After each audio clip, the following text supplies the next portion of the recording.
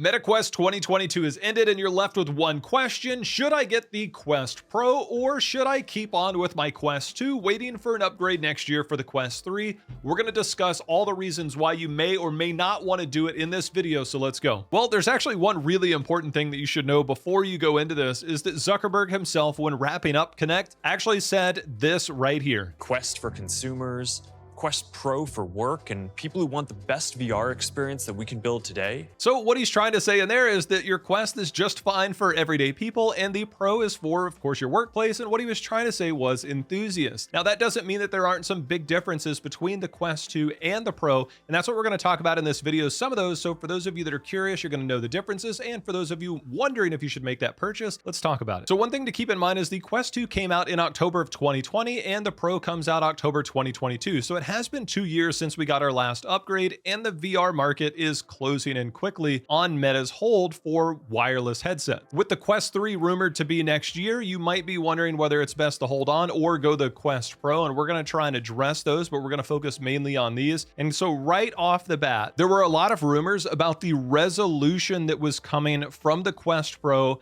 And those leaks that were out there, these are actually less than what was rumored, a miss in the rumor mill. So getting a little bit more out of the pixels per eye. But there are some key differences in the headset specs itself. Most notably, the refresh rate, 90 hertz is where this starts at. We know that the refresh rate can go up to 120 hertz on the Quest 2 now. That was an experimental for a long time. However, it does see that 90 is the cap for the Quest Pro. Beyond that, we are getting a massive change in terms of the actual lenses. Now, we know the Fresnel lenses have been around for a long time. We're now making our change over to the Pancake lenses. This means that there's a lot more potential with what they're going to be able to do. There's a lot of specs in that. I don't want to get too much into that, but we are seeing some big changes. Now, what the Pancake lenses are going to do is it's going to make things a lot easier so that you are going to be able to have clearer pixels within the middle of this. Now, in a minute, we're going to get into the cameras that are going to be tracking the face. And with that, we need to talk about foveated rendering, which is wherever your eyes are looking or where that pixel focus is going to come in. This is kind of that advanced technology. Now, Zuckerberg has said this isn't exactly a slam dunk, probably because this is a big hit on the battery life, which is another big problem we'll get into with the Pro in just a moment. So it looks like the technology is there with the cameras. We just don't have confirmation on that yet. But there's a whole lot of stuff going on in there that we'll just have to wait and see what they do with the technology and how they unleash it and whether they give us those capabilities, because it does seem to be built in. So now we're looking at some more performance things, 6 gigs to 12 gigs. When we talk about the Quest 2 to the Quest Pro,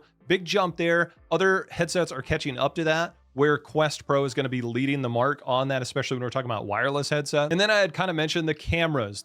So we're going to have 2 cameras that are going to face out, all leaked stuff. There's going to be another one that's going to help paint the picture so that the pass-through is going to be there. So you're going to have color pass-through. It's going to be really nice compared to the Quest 2. We'll see how this performs. There's reports that we're getting good performance with hard to read text versus lower performance with better to read text, and we'll just see how that pans out and what they do when that finally does hit and what type of tweaks we'll be able to make as time goes on. Right now, it's being reported that it's only 1 to 2 hours of battery life, despite the battery life being seated in the back, similar to the Elite head strap. And this is a major cause for concern on how they will handle the battery life on this. We don't yet know how they plan on combating this, what is going to happen. Wireless is where we want to be, but if we feel that we need to be plugged in all the time just for charging, that is a major head scratcher when we think about the Quest having 2 to 3 hours. And if you have any type of external battery, which makes it a lot easier, you can have very long play sessions. I don't know if we'll have that type of flexibility with the headset that is currently in place in the form factor that they're in, meaning that this is one of the biggest problems that is going to need to be addressed when this thing is released. But let's talk about a few other key features, because one of those is the controllers, and this one is really important. So you can see there's a lot of design elements for the Quest Pro controllers that are going into more usability.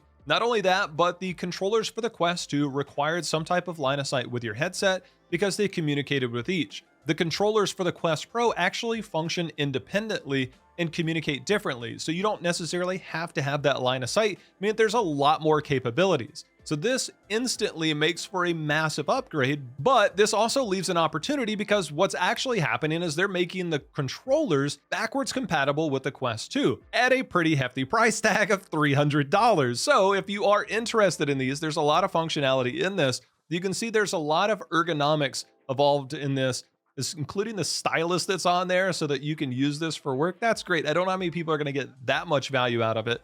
But one thing that was noticeably missing was wrist straps. I don't know if they're going to have some type of third party there. There was some wrist straps coming for the Quest 2 controllers.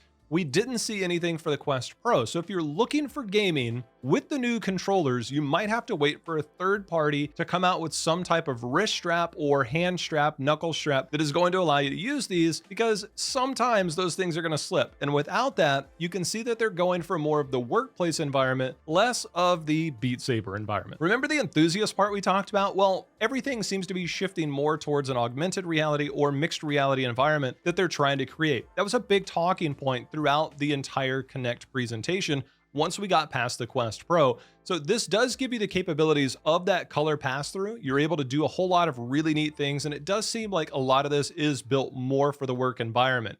They talked about companies like Autodesk, Microsoft, Zoom, Accenture, with all the kinds of things that they're doing, all related to business. But there are some really cool tech features that are in there if you are more in the enthusiast realm. When it comes to the hefty price tag, a lot of us expected more from this, but it really does seem like they're trying to take the next iterations with the face tracking, with the color pass-through, and innovating on those things for future versions of more consumer-based models, while keeping some nice features in specifically designed around work. So it's almost a test platform for the Quest 3 or Quest 4, while simultaneously being a high-end device for those looking for work and for connection. For most people, I don't think this is something that you're going to be purchasing unless you are an absolute enthusiast and you're a big fan of mixed reality and just messing with things and seeing the future of technology. If you're already on a Quest 2, by all means, I recommend just staying on that and leaving it and just get that FOMO out of your mind. I'll be doing an extensive hands-on review with much more details when this comes out on October 25th, so make sure and subscribe for that review. And if you missed the game news and you're interested for that, check out the video on the game wrap-up from Kinect 2022, and I'll see you in the next video.